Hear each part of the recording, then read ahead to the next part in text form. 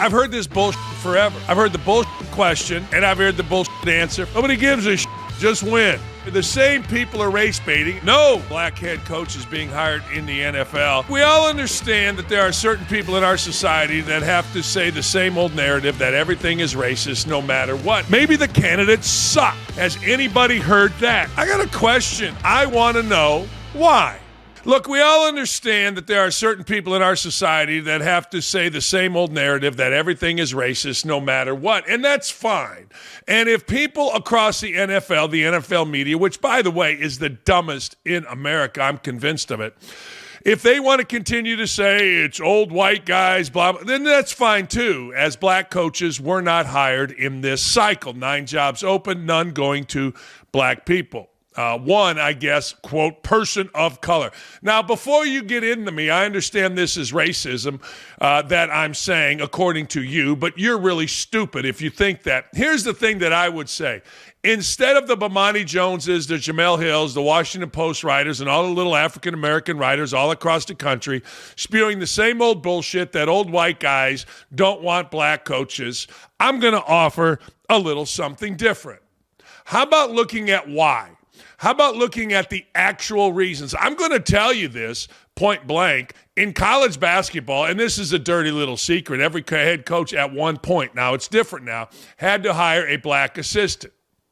And everybody knew you better hire the right black assistant because you can't fire him. Now, that's a fact. Now, every coach in America can lie about that, but look at benches on different places. I've never cared. Honest to God, I've never cared. I've always said the Chicago Cubs could play Charles Manson at shortstop. If they win the World Series, I wouldn't care. I've said forever, I would like anybody, a piece of furniture to replace Chris Ballard as the general manager of the Indianapolis Colts. Anybody. I don't care. I've never cared. There are some college basketball coaches that are so sensitive to it that they must count how many black players they have, how many white players they have. Yeah, it's all nonsense to me. The entire thing is. I'm just giving you the facts, and I understand this is all racism. I literally don't care. Again, anybody that knows me knows I've said for years, play Manson at short. Don't care. I've said a bag of sand could have coached Indiana basketball better than Archie Miller. Don't care. I've also said Mike Woodson's a jackass and needs to be out of Indiana basketball. Don't care. Don't care. Just win, baby. If Kurt Cignetti was black, brown, green, purple, orange, an elephant, a giraffe, or a piece of furniture, and he won like that, I would have been loading my family to the Rose Bowl, the Peach Bowl, and the national championship game. At my age, and I've always been this way, I don't care. But I'm listening to this year after year after year. The same people are race baiting, and they think by bringing up, well, there's no black coaches. White guys hate black coaches. That's not true. Most people in sports feel like I feel. I don't give a damn if you're black, you're white, you're green. I don't care. Help me win. Help me win. I'll put up with bullshit as a coach. I'll put up with bullshit as a player. I don't care. Help me win. You know, they always say in sports, you had best be able to be better than your problems. That's why I've always said, hey, Manson, we know what he did, but he's better if he wins a World Series for the Cubs playing shortstop. I don't care. But I would like somebody in the journalistic world, instead of the Bomani Joneses, the Jamel Hills, and other clowns, instead of them just simply saying, well, it's racism. The Rooney Rule's full of shit, which it might be. I don't know, nor do I care.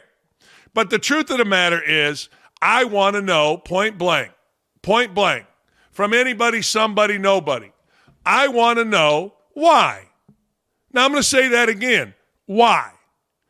Why has this happened? Why is this the way it is?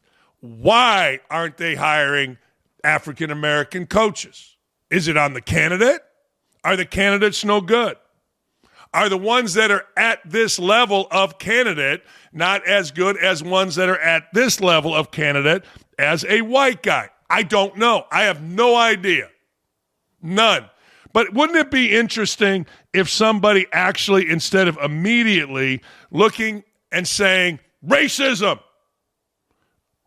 actually looked and said why? Why? Maybe this year Brian Flores was the best candidate out there. I don't know. But he hadn't won a Super Bowl like Mike McCarthy has.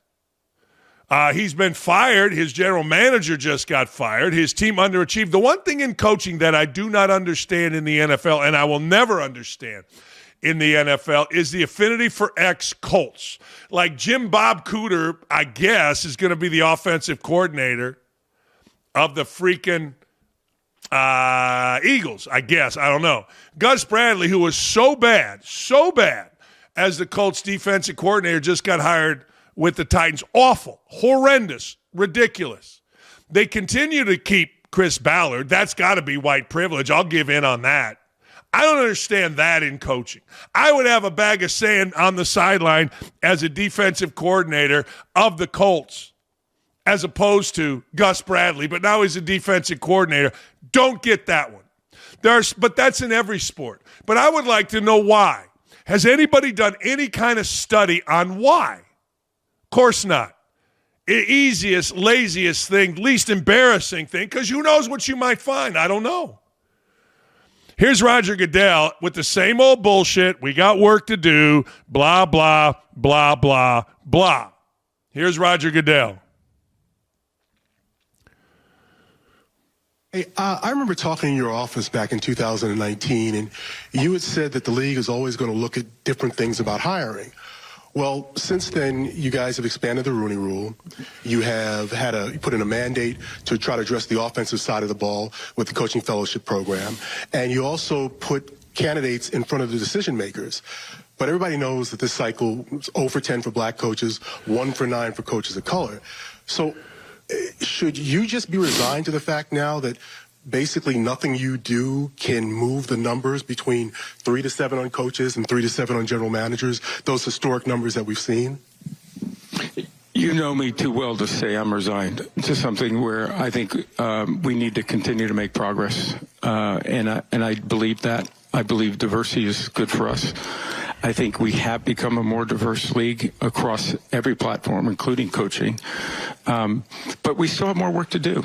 There's got to be more steps. So we're reevaluating everything we're doing, including our accelerated program, including every aspect of our policies and our programs, to meet the challenges of today and tomorrow rather than yesterday. So we need to be looking at that and sort of say, okay, why did we have the results this year? What is it that we can be doing in training or education, and that goes for not just the candidates, but also the clubs. Really? All right. I've heard this bullshit forever. I've heard the bullshit question, and I've heard the bullshit answer forever. Doesn't anybody go to why? Maybe the candidates suck. I mean, I don't know. That's how I, as an adult male with the great American penis, would look at it. Like, you're not allowed to say that. That, of course, is, racist. But maybe that's the truth. I mean, can you name me a candidate? Name me one that is better than any of the candidates that got hired. Now, you want to say, well, Mike McCarthy's won a Super Bowl. That's like a damn carte blanche. That's carte blanche to getting hired forever, in my opinion. I had a little problem here with Zoom. I'm getting it fixed. But, I mean, the truth of the matter is this. Tell me who it is. I'll listen. I'll hang up and listen. I swear to God I will. I'll listen to anybody, anytime, anyway that wants to tell me there's a better candidate out there. Who is it? Ah, dang it. Just because you go through all these little bullshit symposiums or forums, like that works for PR. That works. Like Roger Goodell saying, well, you know me too well. He just bullshitting everybody. Maybe the candidates suck. Has anybody heard that? Has anybody said, hey, you know what? I know you're not allowed to say that. I know you're not. But the truth of the matter is, maybe they do. I mean, is somebody better than the Kubiak guy that I heard yesterday on all the different channels as I was working out? Is somebody better than him? Is that what's going on? Is somebody actually better than him? I don't know. You tell me. I don't know. Maybe he is, maybe he isn't, but it doesn't seem like it. Is somebody better than Robert Saleh? Maybe. I mean, he wasn't great with the Jets. But who would you take out of there? Like, I'll listen to this bullshit. I will. I'll listen to it. We all will. We all have to. But you tell me. So the bullshit about, hey, look, man, we got work to do. Man, this is bad. The NFL sucks. No, it doesn't. Show me candidates. I mean, everybody wants equal treatment. Everybody. Equal treatment. Equal. Do you want equal but special? I told you this years ago. I told you this was coming because, frankly, coaches get fired. You hire a guy, gets fired, period. That's what he does. I mean, if you're hiring somebody today in coaching, eventually they get fired. There's a theory in coaching, two things. One, if they fired Bob Knight in Indiana, they'll fire your ass anywhere. Two, if the Colts cut Peyton Manning, this is for players, they'll cut your ass too. Maybe the candidates sucked. Why do the candidates suck? Are they being promoted without actual excellence? I don't know. But that's racist, right? Everything you say is racist, unless you just simply join the line that says white owners suck. If I'm an owner, I could give a rat's ass what color a candidate is, what nationality, what race, if I think he can win. If he can't win, I also don't give a shit what color he is. I don't give a shit what race he is. I don't give a shit what he looks like. I don't give a shit about any of it. I don't. I'm sorry. Now, people can bitch, whine, and moan about it, but I'm just telling you the truth. None of them do. At this point in time, everybody knows you feel pressure to hire a black coach. It's no different than basketball coaches back in the day. I told you this before. I'll tell you it again. But now people are saying, screw it. I want to win. I just want to win. I don't want to mess around with nonsense. I don't need nonsense. I need winning. So if it is the nonsense of I got to hire this guy for this reason or that guy, no, I don't care. I'm not hiring a white guy because he's a white guy. But tell me why. All you race baiters out, well, 9 coaches are hired and we got work to do. This is like every year. Hey, man, here's the reason. Give me a candidate. All right, compare what he's done to anybody that was hired in this cycle. Go ahead. It's like the Hall of Fame. People say, this guy shouldn't be in the Hall of Fame. Well, who on that list should be? Who's better? I've always said this about every sport.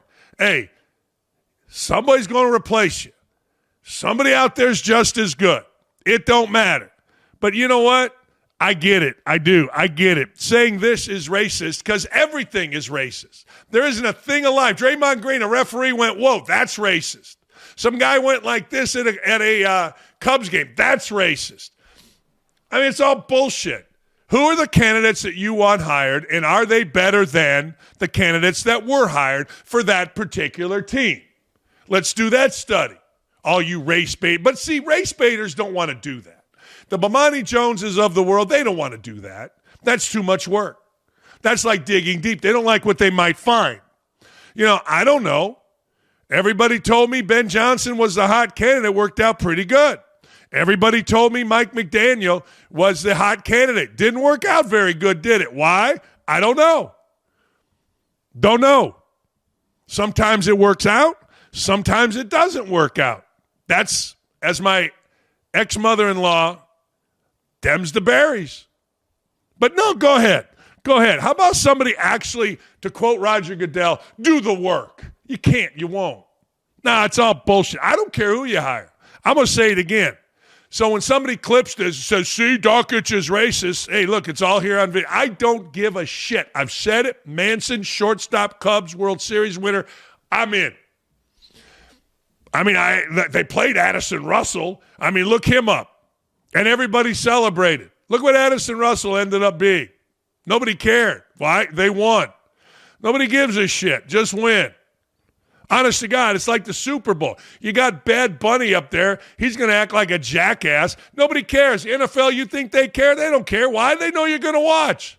They don't care. Who cares? All right, let's go. My question, which black coaches deserve the job over the coaches hired? Brian Flores? He's suing the NFL. He's suing him.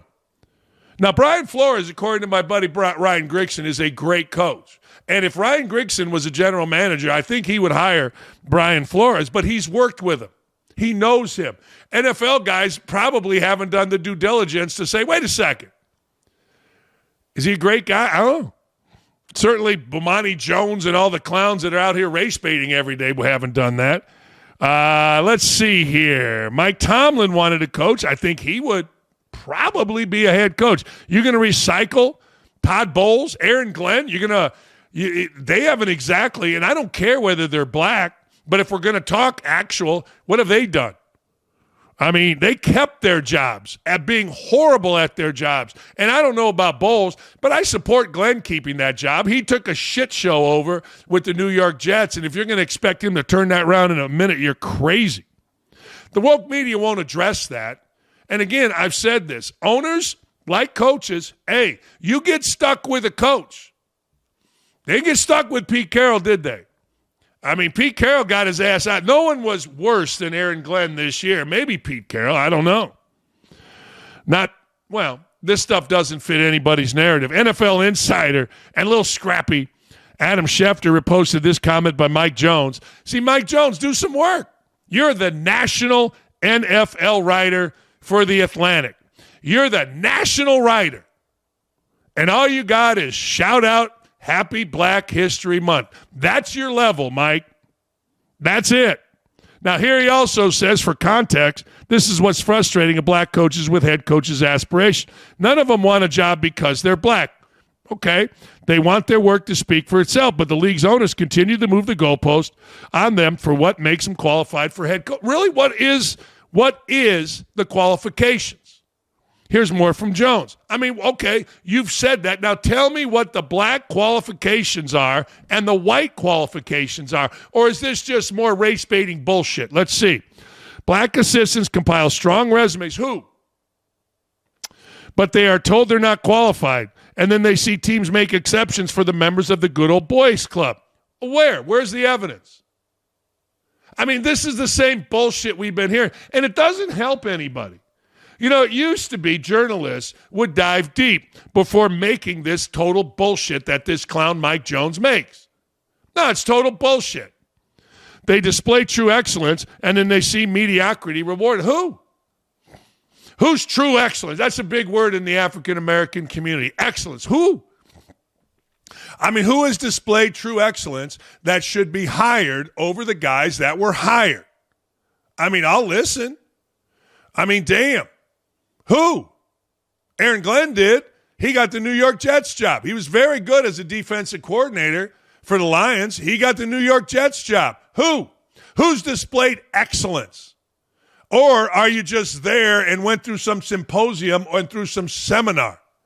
Yeah, again, this is the irresponsibility and the bullshit of African-American reporters reporting on this. If you are going to race bait with the Happy Black History Month, so it's Black History Month, everybody gets a job in the NFL because it's Black History Month. Hell, throw in the NBA too, Major League Baseball, hockey, let's go.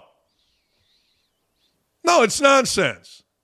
Again, I don't care. Hey, look, if you told me tomorrow that Shane Steichen was going to be out as the coach of the Indianapolis Colts, I would say great. And if somebody said, Dan, who do you want in there? My answer simple, I don't care. Get him out. If you told me Chris Ballard, the general manager, was out, I would say, good. If you asked, who do you want in? My answer, I don't care. Just get his ass out. I don't. Who is going to help Indianapolis? Who is going to help the Cubs? Who is going to help IU basketball and football? And most importantly, who is going to help Illinois State basketball win? Those are the only teams I give a shit about. I don't care who Andrew works for, white, black, green, or purple, just if you can win. because winning matters to me, and that's all that matters. Now, to Mike Jones, the ridiculous reporter of The Athletic, it doesn't matter. Facts don't matter. Interesting doesn't matter. What matters is 1 in 9 people of color. Well, tell me why. Who are these people that are excellent, that aren't being hired? Here's Armando. Reporter Mike Jones shared a theory without evidence that hiring white coaches came as a result of the good old boy club, a racist trope as unfair as claiming black coaches are all DEI hires. That's right. 9 of the 10 teams that replaced coaches this cycle with white men. Robert Saleh, whose parents emigrated from Lebanon, was the lone not white coach hired this cycle. He accepted a job with the Titans. And as 2 of the candidates that either lost their job, Raheem Morris in Atlanta, or stepped down, Mike Tomlin, are black, that means there are 2 fewer head coaches in the NFL in 26 than there were in 25. There will be 3 black coaches in 26, Todd Bowles, Aaron Glenn, DeMarco Ryans. There you go, okay.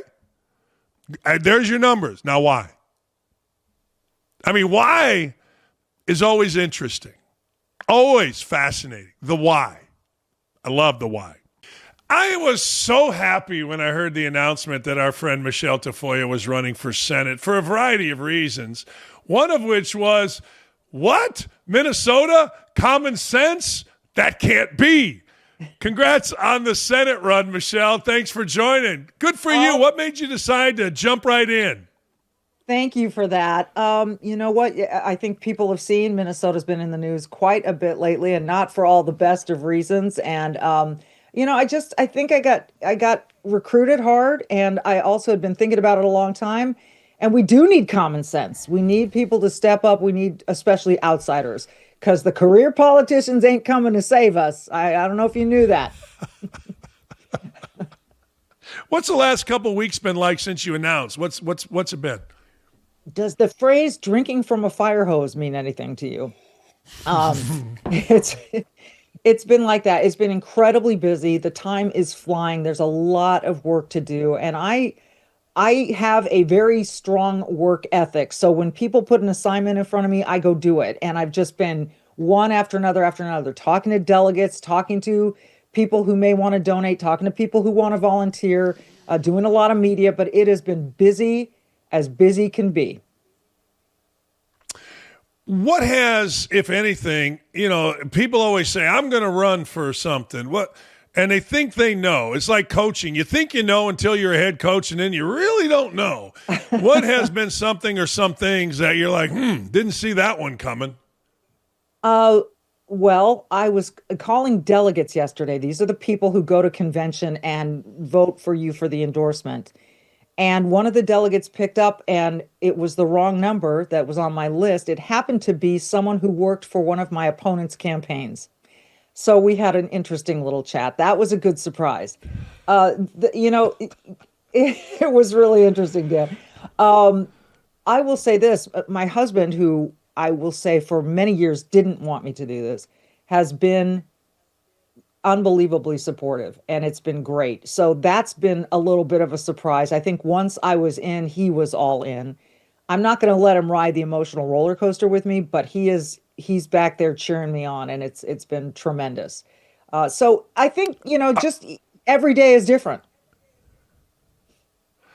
I gotta ask, what was the conversation with the opponent's supporter like? What was the gist other than liberals yelling and screaming? I assume. I don't know. Well, it was an opponent on the Republican side. It was another candidate running for the Republican nomination. So yeah, they asked me some very pointed questions about why I got in, why I'm running against their candidate, and various other things. So it's one of the things that they're trying to use is this letter, this open letter that I wrote on my Substack page many years ago, an open letter to Donald Trump. I think it was 2022. What they don't realize is that I've already spoken to the Trump team about this and cleared the air on what that letter was all about. Whether or not the president endorses me, I don't know. I haven't spoken to the president. But, it's amazing how they want to use every breath you take against you, and you just have to be ready. And I've thickened my skin over the years, Dan. Talking to you has helped. Okay. I would assume, and I remember seeing this, you were critical of the president back then, but In dealing with sports people, I think I always equate Trump to guys, girls you interviewed on sidelines that are in sports. I think one of the things that sports people, and maybe Trump himself, respects is somebody's honest opinion. Whether he agrees with it or not, that's a different story, but at least it's respected. That's how I feel about the Trump administration. You? I'm an independent thinker, and I think back in 2022, a lot of us were thinking, what next? What's going to be next? What's going to be best for the party? And Ron DeSantis was riding a wave of a lot of momentum down in Florida. That letter that I wrote also detailed all of the accomplishments of the first Trump administration. So I was able to balance both what they had accomplished and why in 2022 people were thinking maybe not again. This president has proved everyone wrong, Dan, and he has had an amazing comeback. Now, at the moment, people may not agree with the tactics, but I think they all agree with the goals of this, get the economy on track, bring gas prices down, make the streets safer, all of those things. And so stylistically, you may not be on board, but I'm not worried about labels. I'm worried about results. Yeah. For you dolts out there, they're going to watch this interview and say, the president doesn't have anything to do with gas prices. I'm going to say my ass, because every time a gas price went down a cent, the Biden administration was putting out a tweet bragging about it. So don't even try that crap with me. I'm getting ahead of it, Michelle. All right. Yeah, but you're right. It's the policies. It's the policies that have this trickle-down impact on how things are going. So I think that's an unreasonable stance to say that the administration has nothing to do with the economy or gas prices.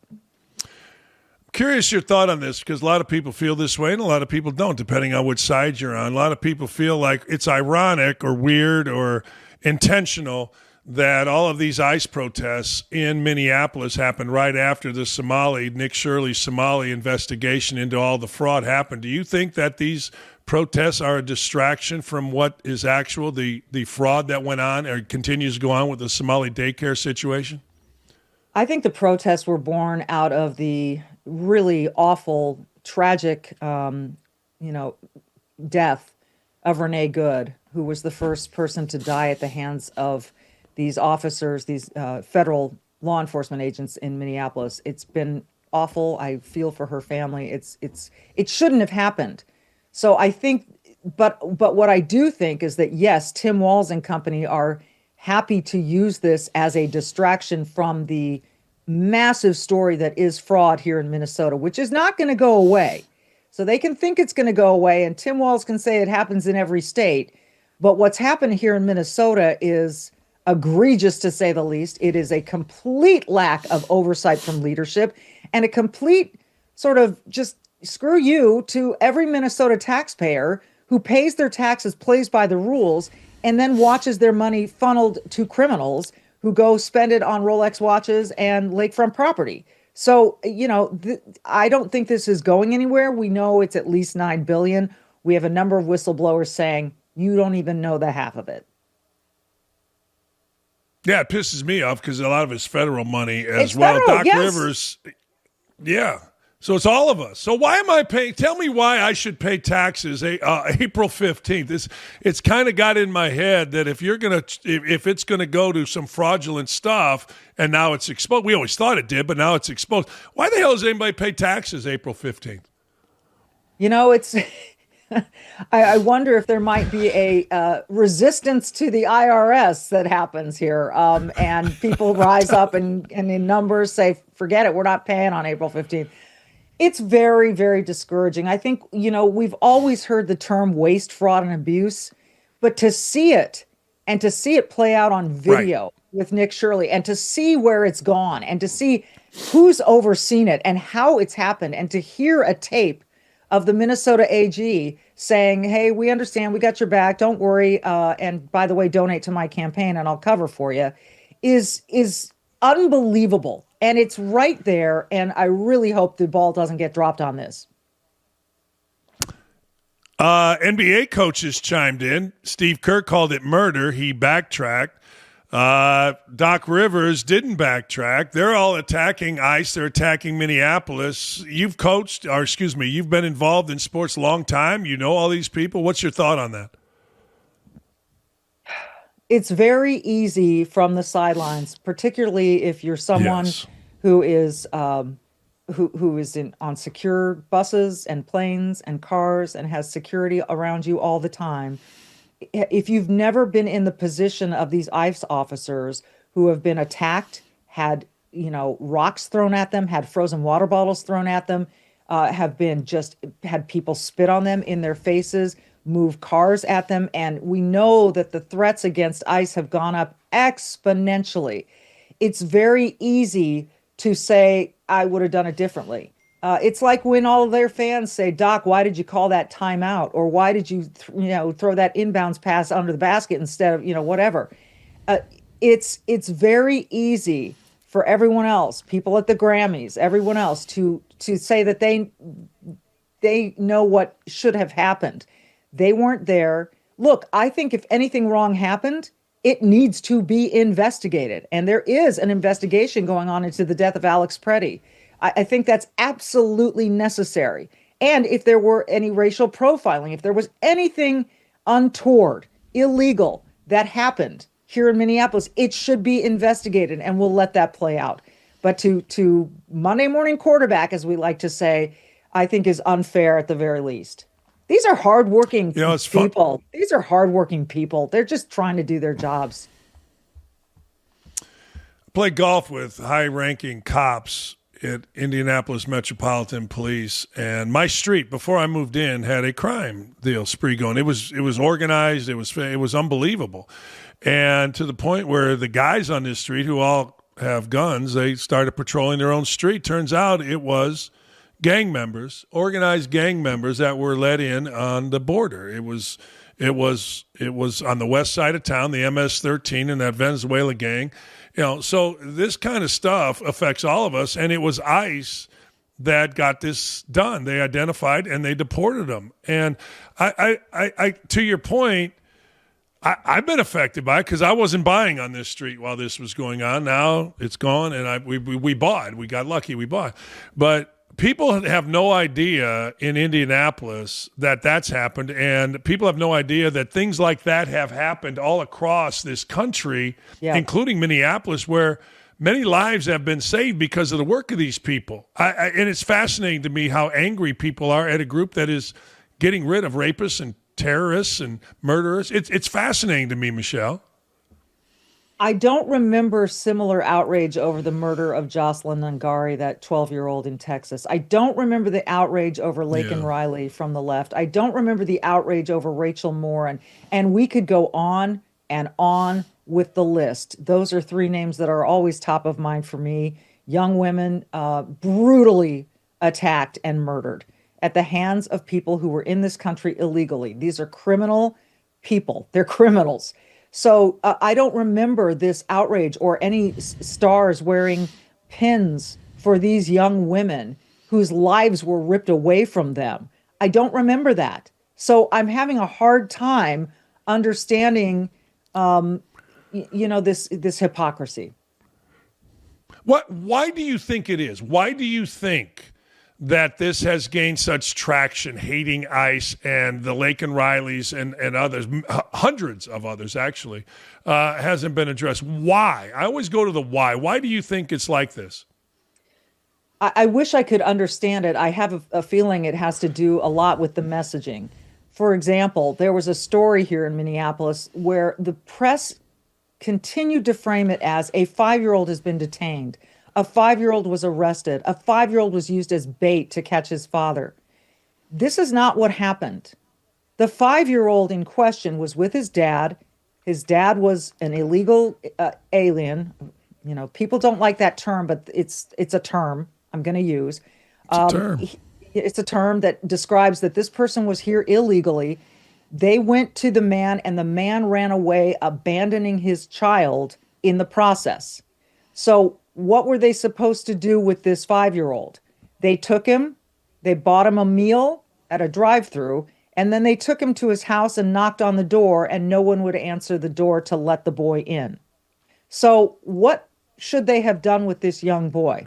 Left him on a doorstep, left him at the drive-through, left him at the bus stop, left him at school alone. They tried to take this boy into their care. So this inadequate and unfair description of what happened. I saw Wolf Blitzer on CNN say that Renee Good was just driving along, just dropped her kid at school and they shot her. That is not an accurate description. I mourn the death of Renee Good with everybody else, Dan, but that is not an accurate description of what happened. And here's a guy talking to a national audience in a way that completely distorts the facts. Yeah, how did we get here? I'm curious your thought on this. Two things. I want to get to Tim Walz in a second, but you were in the media long before I was. How did we get here with the media? How did this happen where girls can now go on television without the facts and just simply lie? I blame Bill Clinton, and I can tell you why. But why do you think we're here? No, I want to hear your Bill Clinton thing first. Well, if you go back historically, Joe Biden lied in the 80s and was absolutely kicked out of a presidential race. Gone. Gary Hart was the front runner. He was having an affair with Donna Rice. He was gone immediately. Just gone. Like, you're done. Bill Clinton is doing what Bill Clinton did, and not only did Bill Clinton not be gone, he and his wife became more powerful. Why? I mean, it used to be both sides would say, you know what, Biden, you're done. You lied. He had to make that speech that we all can see. Gary Hart, gone. Now we just simply say, oh, okay. And Clinton, to me, was the first guy that made it okay. And subsequent to that, we haven't really cared about. And maybe Trump would have never been elected back in the 80s given his past. But I swear to God, once Clinton got off with what he did, people said, it's okay now. You're all right. We don't worry about it. Does that make sense, or am I just out of my mind? Well, I hear what you're saying. I think there have been examples throughout history of people getting in trouble and paying the price for things that they did. I certainly see this trend that is accelerated, where the media, academia, entertainment is dominated by the left and leftist point of views. And I see it in schools, and that is just producing more and more of the same. So I think it happens slowly and then maybe all at once. But, I don't know. We need to hold people to account. One of the things that I hear when I'm talking to voters is, yeah, we know there's fraud in Minnesota. Who's going to hold them accountable? Who's going to pay the price? Right. Is Tim Walz going to pay the price? Is Keith Ellison going to pay the price? And they have so little faith in that. And we've done that collectively. We've let people off the hook as in general in our society. And it's absolutely infuriating to the average voter. What can you do if elected with Tim Walz? What do you want to do? What'd you want to do? I know what you want to do. Look, well, I'm happy to see that the Department of Justice has named someone to oversee all the fraud, a deputy attorney that is really just to oversee the fraud. And I'd like to see that pick up, not just here in Minnesota, but in every state. I want to see how these people answer questions on the Hill when they go to these hearings on fraud. I want to see what they say. But if we can attach anyone to this fraud, any misdeeds, they need to be held accountable. We continue to let the most powerful in our society off the hook, and then we let them say no one's above the law except the people on their side. I think that infuriates voters almost more than anything. Hearings are great. And I love watching John Kennedy, and I love watching Hawley, and I love watching Cruz. And that's great. I do. I scroll through and I love it. And I talked to Cruz about it, and I said, man, you guys are awesome. But I want to see somebody held accountable legitimately. Yeah. Like, for example, I'll go back to the Clintons. Okay, Hillary and Bill Clinton are going to go in front of, an investigative committee. They've lied and lied and lied their whole lives. So people are all like, well, we got them now. They're just going to sit up there and lie. I want to see someone in cuffs. I want to see a perp walk. I think that's what your constituents are saying, though. I do. It's fascinating. I think that you're right. But at the same time, I think there is this concern on the part of most career politicians that what it does to the faith in our leadership if we put them in cuffs. Well, to me, if you hold people accountable because they actually did something wrong, you increase the trust and faith in leadership. You say they really are saying nobody is above the law. Let's do this. So that's right. And I think that is a major reason that people have stopped voting in the numbers that they used to. We've got to change that. We've got to get people believing in the system again. And that means just maybe getting more outsiders in there who are willing to ask those questions and willing to hold people's feet to the fire. So they should go to MicheleTafoya.com and help me out. Help me get there. It's going to be a tough slog here in Minnesota. Right. I totally disagree with the idea that it would lessen confidence. I think if somebody saw and it was laid out there, there's always going to be people on the left that are going to complain about it, or the right, whatever. But I think if somebody saw somebody actually being held accountable for our tax dollars, like we don't know what's happening in local communities, but our tax dollars, whether I'm in Indiana and they're fraud in California, Minnesota, I think people would celebrate. I think the majority of people would be like, you know what, that's good, about time. I do. It's their money. I want anyone who's listening right now, go take a look at your taxes, take a look at your pay stub, whatever, and look at how much you're paying. And look at the taxes in local taxes in your stores, whatever, gas taxes, and ask yourself, where is that going? Where is that going? And people who say, oh, well, the fraud is just a drop in the bucket. I don't care. That drop in the bucket adds up real quick if you spread it across 50 states and you add interest to it. And bottom line, I don't care if it's a drop in the bucket. It's illegal. Fraud is illegal. I don't care who's committing it. That's what I'm saying. The Clintons got away with all that crap, and they're, people look at it and go, that's what you do, and that's not what you do. It's not what you should do. Do you think, last thing before I let you go, Donald Trump has talked about draining the swamp, and I'm curious your thought on this. Draining the swamp is hard.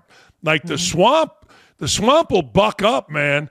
I think all this is a part of that, and we're seeing how ingrained, I'm going to say evil, I'm going to say fraud, I'm going to say graft, corruption. We see how ingrained corruption is. Or am I just, a fanboy of Trump by saying things like that? I think there has long been corruption in the government, and people have gotten away with it for decades and decades. So, no, I agree with you. Look, I think some people run for office for power and for access and for, proximity to power, all of those things. Look, I'm running because I see the issues. I have a really good life with my family right now, but I am so concerned about this country. Yeah.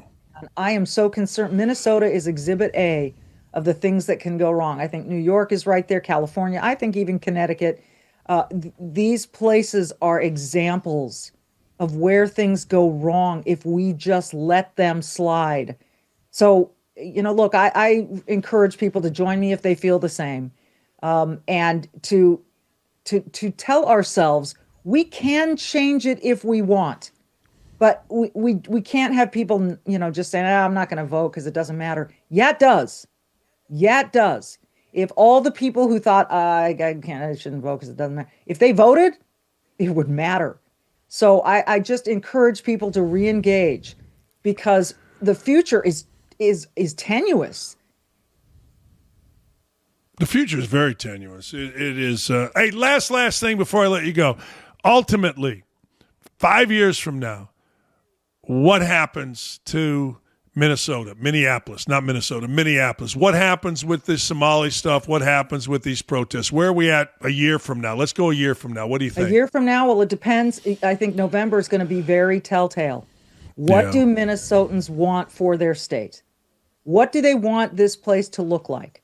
Do they want the continuing decline in education, in the increase in property taxes, the increase in spending with the decrease in results?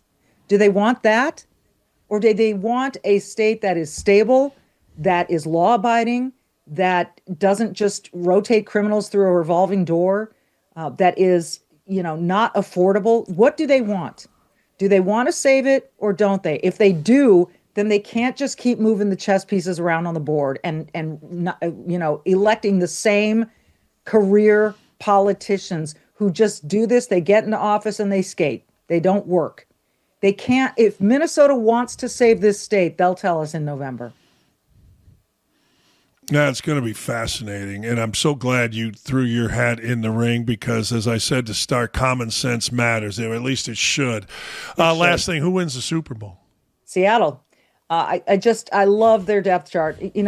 Everyone talks about their defense. They've got some offensive weapons, Dan. And they have some weapons.